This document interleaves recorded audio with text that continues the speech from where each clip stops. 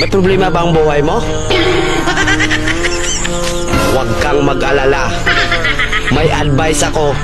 Pakinggan mo. Alam nyo, ganyan talaga ang buhay. Parang life. Basta yung importante ay mahalaga. At kung saan ka masaya, dun ka happy. Basta huwag kang maniwala sa swerte. Kasi malas yun. Minsan ay sometimes. Kaya matuto tayong tumanggap ng acceptance.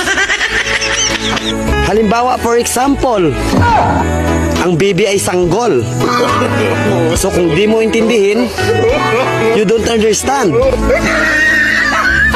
Basta kaibigan, lagi mong tatandaan that wherever you go are there.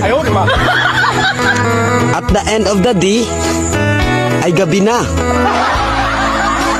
At alam mo, walang umaga sa Japan. Kasi lahat sila ay hapon.